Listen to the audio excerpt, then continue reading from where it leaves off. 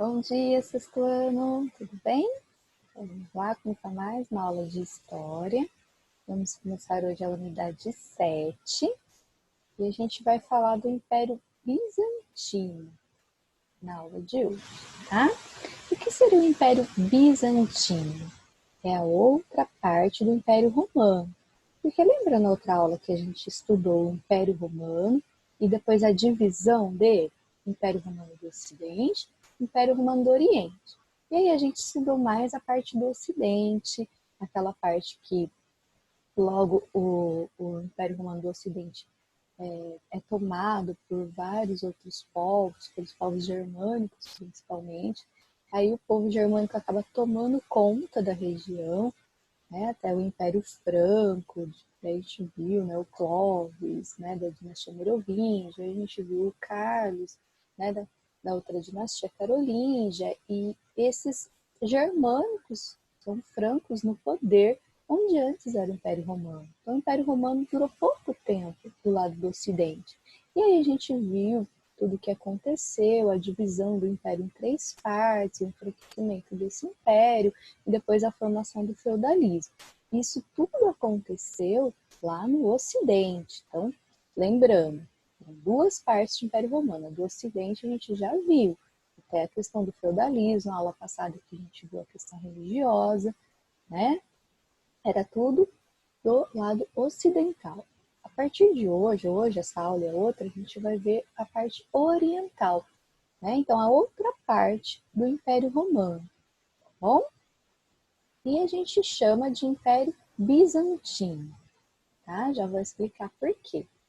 Essa aqui a gente vai começar numa imagem, tá? Da cidade de Istambul, hoje na Turquia, que foi a capital desse Império Romano do Oriente, o Império Bizantino, certo? Então, a capital que hoje é Istambul. Na época, se chamava Bizâncio, por isso Império Bizantino, por causa do nome da capital. Só isso, certo? Então, a capital do Império Romano do Oriente se chamava Bizâncio, então a gente costuma dar o nome de Império Bizantino para esse lado do Oriente, do Império Romano, certo? Então, a vista aqui da cidade de Istambul, aqui uma igreja, né? A gente já vê a igreja como centro, que a gente já falou na aula passada, que igrejas tinham muito poder na sociedade. Então, aqui é a igreja de Santa Sofia. Hoje ela não é mais católica, tá? Mas na época do Império Bizantino era uma igreja católica. Depois, essa parte do Império é dominada pelos turcos, e são muçulmanos, e hoje a cidade é muçulmana. Mas na época essa igreja foi construída para a igreja católica, certo? Então a gente vai ver um pouquinho, né, desse Império Romano da parte oriental, tá? Como a parte ocidental logo foi tomada pelos germânicos, logo, né, se encerrou o domínio, né, dos romanos, a parte oriental permaneceu por mais tempo, tá? Então, a queda do Império Romano do Ocidente se dá lá em 476, certo? Só que o Império Romano do Oriente dura quase mais até de 1000 anos depois, tá? Então, esse Império do Oriente ele vai durar por muito tempo, certo? E teve aí algumas coisas diferentes do Império do Ocidente, tá? Enquanto o Império do Ocidente foi então tomado por germânicos, depois teve o feudalismo, aqui não. Aqui se manteve um imperador romano por mais de 1000 anos após a queda do Ocidente. Bom? Então, olha lá, aqui o que eu falei para vocês, né? A denominação de Império Bizantino é por causa da capital, que na época chamava Bizâncio. Depois de Bizâncio, trocou-se o nome dela para Constantinopla, porque teve uma época em que um imperador romano se chamava Constantino e deu o nome da capital em homenagem a ele, Constantinopla, tá? E hoje é Istambul. O Império Romano do Oriente então conheceu um período muito extenso, né, muito grande de prosperidade e se manteve com força política e até mais ou menos o século XV. Durou muito tempo, tá? E quando foi derrotado aí pelos turcos, bem depois. A localização, mais ou menos, aí desse império fica próximo ao Mar Mediterrâneo, o Mar Negro, né? E por ser próximo a esses mares, tinha ali um comércio muito grande, certo? Porque naquela época, gente, pensando aí 1000 anos atrás, mais de 500 anos atrás, todo esse período aí de Império Bizantino, não existia carro, não existia avião, a gente sabe disso. O que era mais comum utilizar como meio de transporte? Os navios, né, as caravelas da época. Então, o comércio era muito feito por esses navios. Então, como Constantinopla, Bizantina, né, cidade de Bizâncio, ficava numa localização bem próxima a mares, ali ficou um ponto de encontro de comerciantes, certo? Então, por causa da sua localização, a cidade ficou muito famosa, muito conhecida e parava gente de toda a Ásia ali para fazer comércio. E a cidade cresceu muito rápido por causa disso, teve um intercâmbio cultural muito grande, tá? E diversas coisas, diversos comércios aconteciam ali. E a cidade se desenvolveu e cresceu muito rápido por causa disso, tá? Por lá passavam então inúmeras rotas de comerciantes que paravam ali para fazer negócios antes de ir para o outro ponto, né, para continuar sua rota. E ali era levado diversos produtos muito luxuosos das mais diversas regiões da Ásia. Tá? Então, um lugar bem conhecido, bem famoso, com muito turista, com muita gente por ali. Tá? Então, graças à sua localização, certo? Então, um dos motivos também que era a capital desse império. Então, a gente vai falar um pouquinho sobre a economia bizantina, né? Qual era a principal renda, fonte de renda, vamos dizer assim? Qual era o maior, tipo, né? A maioria da população trabalhava com o quê? Fazia o quê para ganhar dinheiro? Como girava a economia? Tá? A principal atividade, né, econômica aí desse império era o comércio, tá? Então, o comércio era a base de tudo aí. Eles produziam e comercializavam muitos tipos de mercadorias, tá? Como joias, tecidos, tanto tecido de lã como tecido de seda, de linho, tá? Objetos de marfim, muitas coisas em ouro, em cobre, vários artefatos, tá? Tapetes, móveis, vinhos, os mais diferentes tipos de vinhos, tá? E esses comerciantes viajavam muito, como a gente já falou, né? Tinham muitas rotas comerciais e andavam muito para fazer suas compras e vendas, principalmente de navio, né? Principalmente nas maiores distâncias, tá? E eles viajavam para várias áreas ali do Oriente, tá? Iam também para a Índia, iam também para a China, certo? Buscar produtos chamados especiarias. Então, China e Índia tinham muitos produtos que hoje a gente usa para tempero, tá? Que seria o que ali, principalmente? A noz moscada, a pimenta do reino, o gengibre, o cravo, a canela e o açúcar, tá? Então, o açúcar era muito raro naquela época, muito caro para adoçar as coisas, os doces. Então, era uma relíquia quem tinha. E esses temperos eram muito usados para conservar os alimentos, certo? Lembrando também que naquela época não existia geladeira, né? Então, as comidas, as carnes, tudo estragavam muito rápido. E essas especiarias, esses temperos, ajudavam então a preservar o alimento, não deixar de estragar. Então, isso era muito importante e caro, tá? Então, eles pagavam preços altos até por essas mercadorias e isso girava muito dinheiro ali nesse comércio, tá? Então, é isso. Dava sabor aos alimentos, essas especiarias, e conservava no lugar aí da refrigeração, que ainda não tinha, certo? A agricultura, gente, era praticada por quase toda a população ali do Império Bizantino. População mesmo, né? A gente está falando aí de nobreza, de clero, de população em si, a maioria, gente, naquela época vivia na área rural, né? Não é igual hoje que a maioria vive em cidades, não é não. A maioria vive em área rural, tá? E isso facilitava as pessoas a plantarem o que comia, certo? Então a gente vê que a comida em si não era tão comercializada, era também, tá? Se vendia comida, mas a maioria ali tinha sua própria produção, tá? Então, o comércio mesmo girava em torno de outras coisas, como a gente já viu. A sociedade e a política do Império Bizantino. Então, a maioria da população bizantina era formada por pequenos comerciantes, artesãos, camponeses e tinha também alguns escravos, tá? Mas era pouco, ainda mais assim por causa das guerras, né, que acabava aprendendo, mas não era um tráfico humano, não.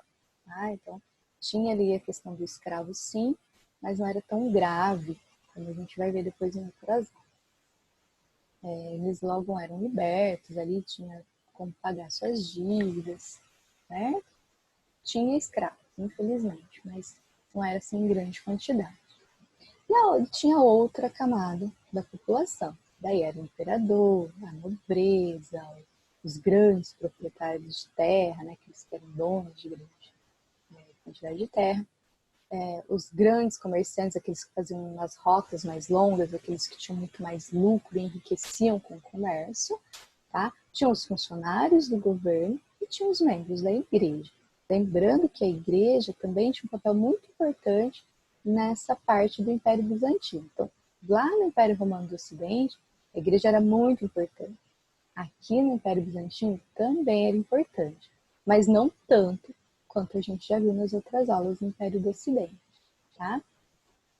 O Império Bizantino herdava, né, aí do Império Romano do Ocidente muitas leis.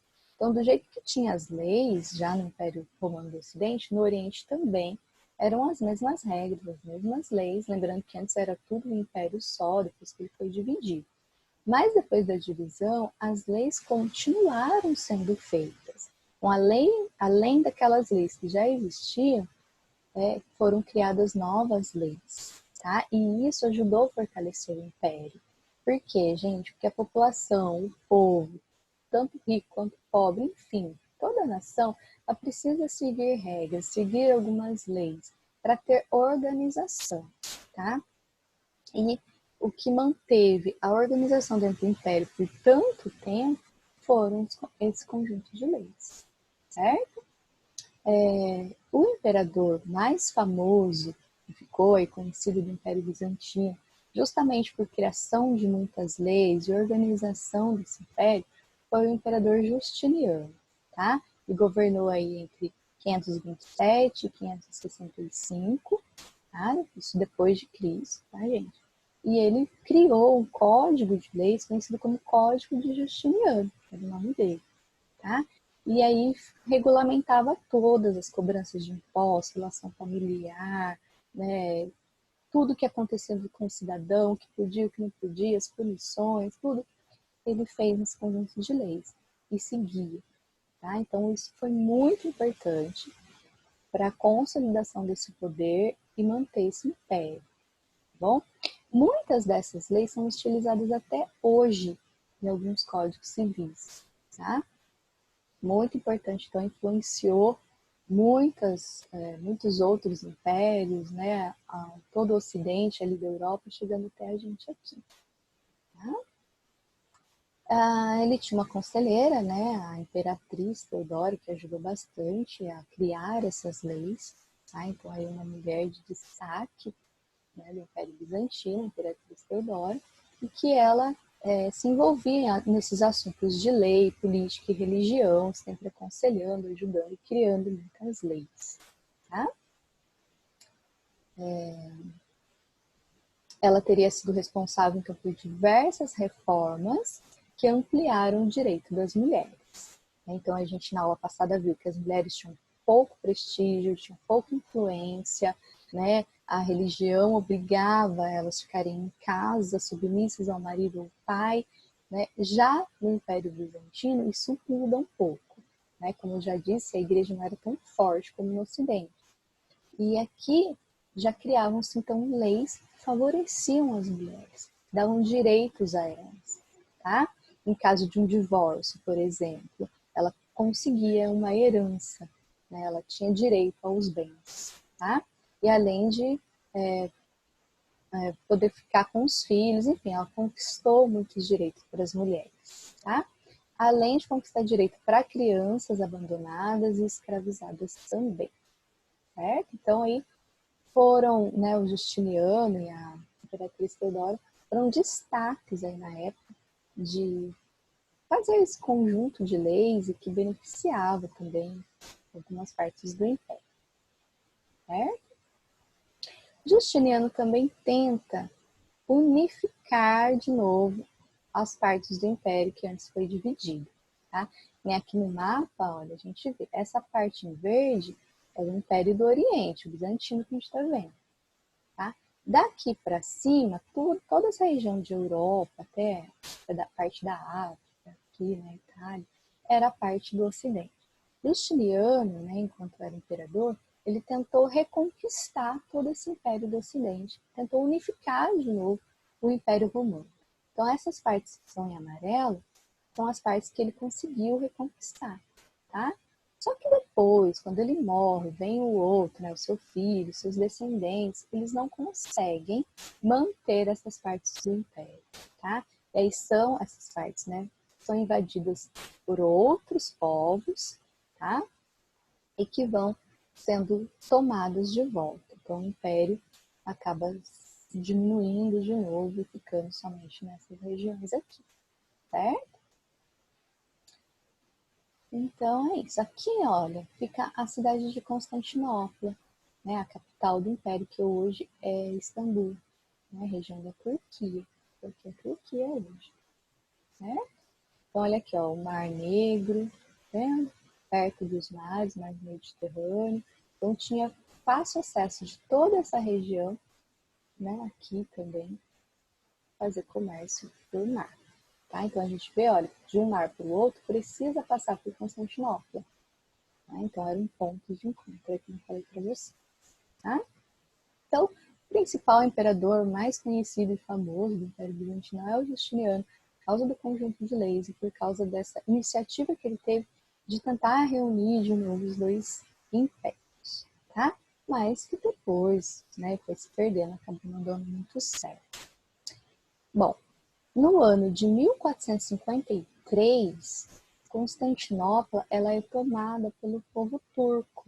Tá? Então, os turcos que vêm aqui da região da Ásia tomam a região, tiram o imperador romano e colocam como imperador um turco. Tá? Então, a partir daí, né, de 1453, acaba também o Império Romano do Oriente, o Império Bizantino.